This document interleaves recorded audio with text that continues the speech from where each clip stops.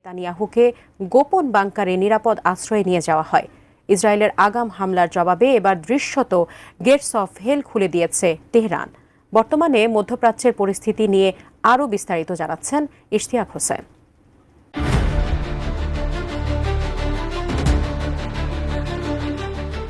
Iran ও ইসরায়েলের মধ্যে চলমান উত্তেজনা ভয়াবহ রূপ নিয়েছে।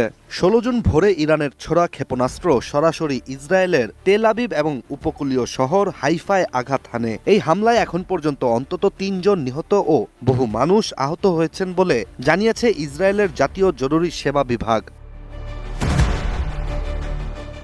আন্তর্জাতিক বার্তা সংস্থা রয়টার্সের একটি প্রতিবেদন অনুযায়ী ইরানের নতুন এই হামলা শুরু হয় ১৬ জুন ভোর ৪টার কিছু পরেই, যার ফলে ইসরায়েলের তেল আবিব, পেটাক তিকবা এবং বনিব্রাক শহরে বিস্ফোরণের শব্দ শোনা যায়, বেজে ওঠে সাইরনও। এছাড়া এই হামলায় জনপ্রিয় সুক, হাকারমেল বাজার এবং আশেপাশের হোটেল ও ভবনগুলোও ব্যাপকভাবে ক্ষতিগ্রস্ত হয়েছে। হাইফায় অবস্থিত একটি বিদ্যুৎ কেন্দ্রেও আগুন ধরার খবর প্রকাশিত হয়েছে।